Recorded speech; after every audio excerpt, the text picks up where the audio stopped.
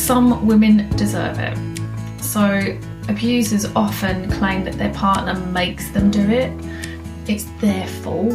I wouldn't do it if you didn't do X, and things like that, which has happened to me, and I'm sure many people, survivors themselves who are listening to this, will also recognise that one. Hey, it's Cheryl, and welcome to Secrets of a Survivor podcast, where I'm sharing my story, my challenges, and my learnings along the way, both business and personal. Basically, all the things. If I can do it, then so can you. So I'm here to help you on your way and be the person I wished I'd had. So let's get started with today's episode. Hello, and welcome to today's episode. Welcome to season 2. Really excited to be back.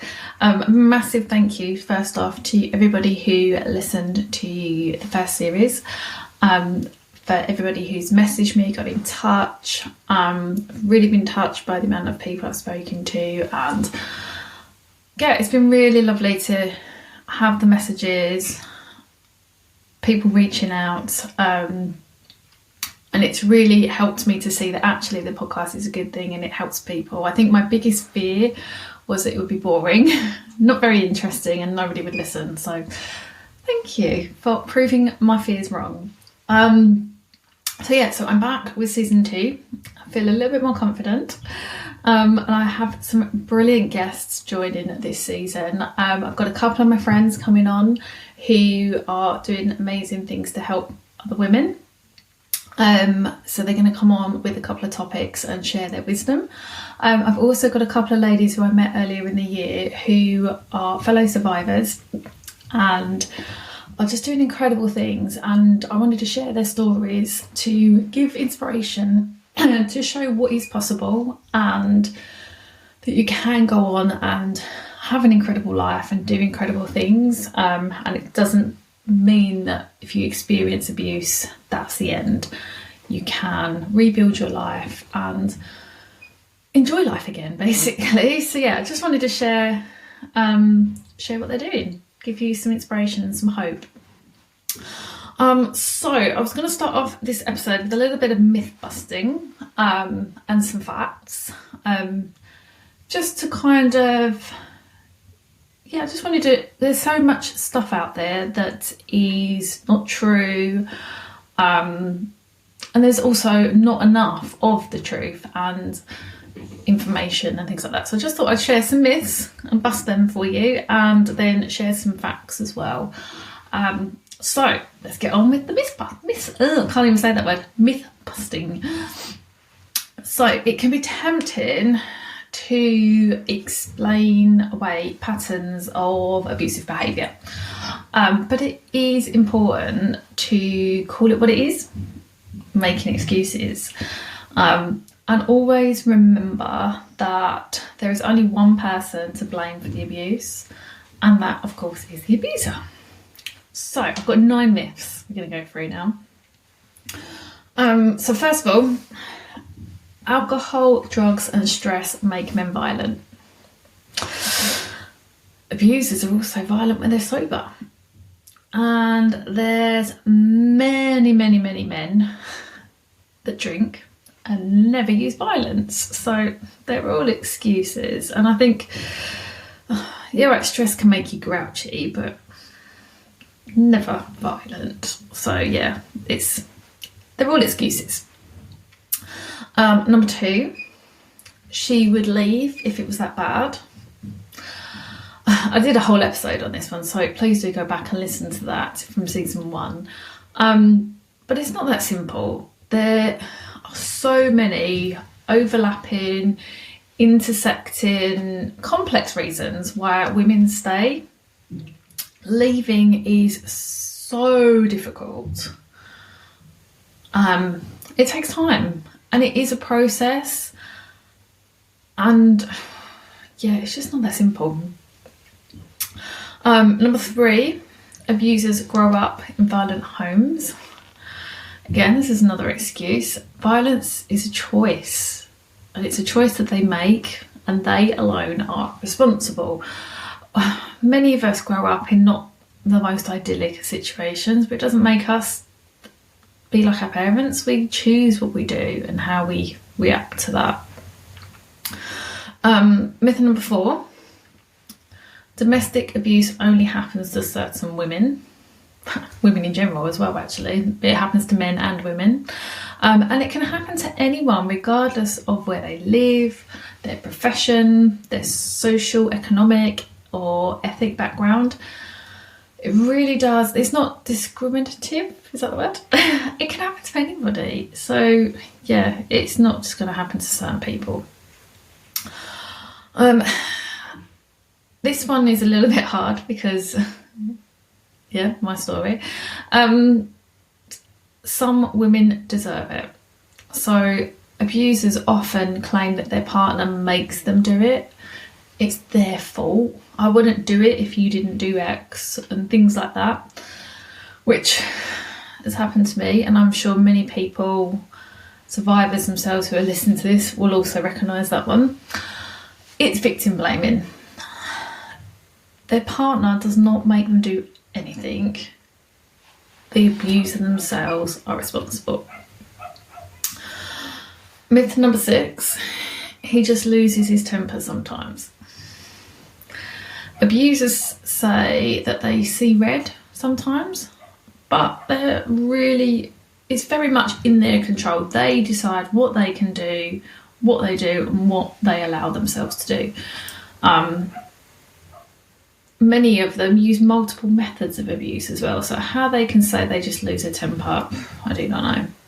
A lot of it is even calculated, and they bring their friends into it as well. It's, yeah. Myth number 7. Some women like violence. Women don't enjoy violence at all. Most live in fear and terror. And again, this is another example of victim blaming. Next one. She's lucky to have him. And I think many of us will relate to this one.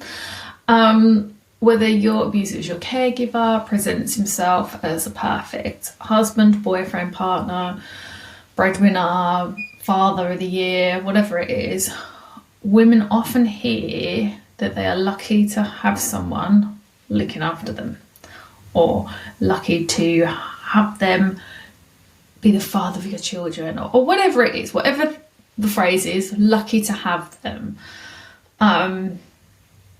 But you deserve to make choices about your own life. So yeah. And myth number 9, the last one, domestic abuse is a private matter. Well, first off, it's a crime. And it's not an individual problem, but a social problem. And I truly believe that we all need to speak out, share our stories, and speak out against it, and say that it's not right and it's not something that should continue. And I think that's the only way, by talking about it, that it will become more of a no-go, and people will start to understand that it's not right. So yeah, there's 9 myths that I hope I have now busted for you. So I just wanted to finish off with some facts, and some of these are pretty hard hitting, but again, I think it's really relevant, as I've just said, to speak out and share some facts and to really show what is going on out there. So first off, the police receive abuse-related calls every 30 seconds, and that's horrible. But even worse still, it's estimated that less than 24% of abuse crime is actually reported to the police. And that's a real shame. And I'm one of those who didn't report it at the time because I had my own reasons. Looking back, I wish I had a lot sooner. But there you go. But that just shows, I think, the sheer scale of how many people are abused. think I've shared this one before, but 1 in 4 women and 1 in 7 men in England and Wales experience domestic abuse in their lifetime. And when you're going through it, it can feel incredibly isolating and lonely. But the numbers tell a different story. And just the fact that many people that have reached out to me since I've shared my own story and started doing this podcast, I know I'm not alone. You are not alone. Unfortunately, there are so many others out there, so you are not alone. On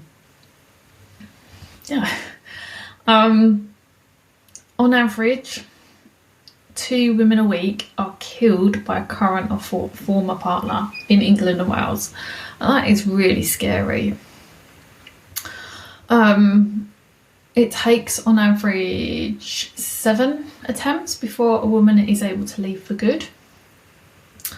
And as I said before in the myth busting and on the previous podcast, it is a process. It's not a single act. I know I tried a few times before I actually managed to get out myself. Not quite 7, thankfully, but yes.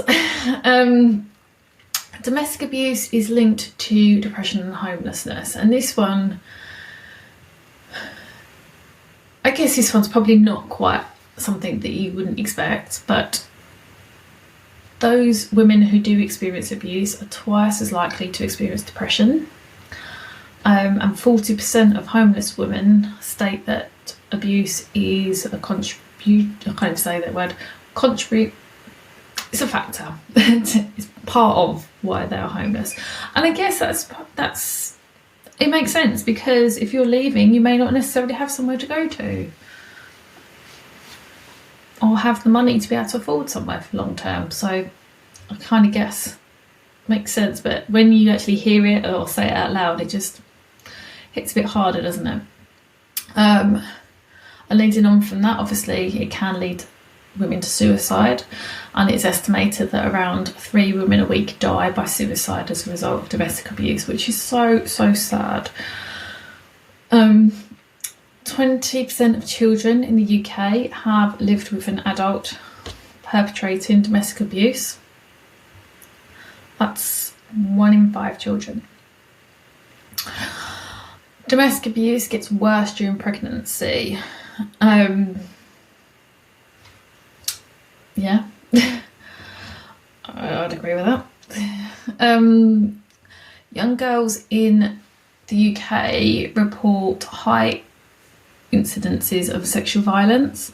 So 41% of girls aged 14 to 17 in an intimate relationship experience some kind of sexual violence from their partner. That's horrible, because that's the start of their life, really. 93% of defendants in domestic abuse cases are male, and 84% of victims are female. Yet women are 3 times more likely to be arrested for incidents of abuse, which they should, but men should be too. And last one, domestic abuse costs the UK an estimated £23 billion per year.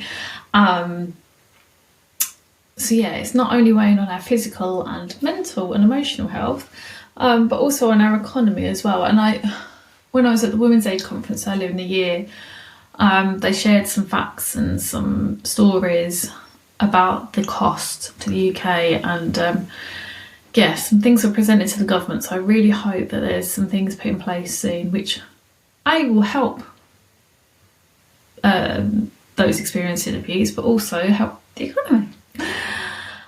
So of course, if you know anyone or you're experiencing abuse yourself, then I will put some links in the show notes of where you can get help. Obviously you can reach out to me as well. I'm not a counsellor, or I'm not a trained specialist in this area, but I can definitely listen. I can definitely point you in the right direction. So please do speak up and reach out if you or you know somebody who is experiencing abuse, because there are so many people that are here to help. So thank you for listening to today's episode. Next week I am joined by my lovely friend, Steph Granger, and I really cannot wait for you to hear what she has to say. So have a brilliant week, and I shall see you in the next episode. So I just wanted to quickly share something with you.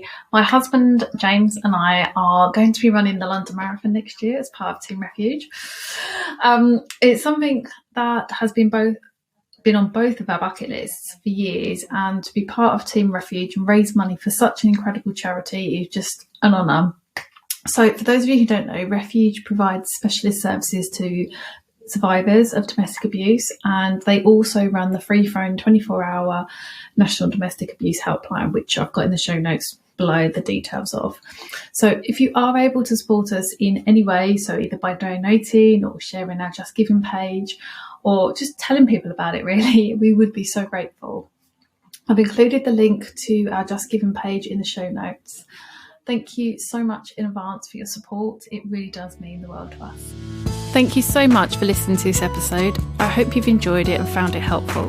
If you'd like more help and support, check out the show notes for links to my website, socials and YouTube channel. Please subscribe wherever you get your podcasts, and don't forget to share and tag on your social posts. And if you wouldn't mind leaving a review, I'd be really grateful. Thank you so much again. I just want to leave you with this thought. You are strong, you are capable, you are lovable, and you are brave. But most importantly, you are enough. You've got this.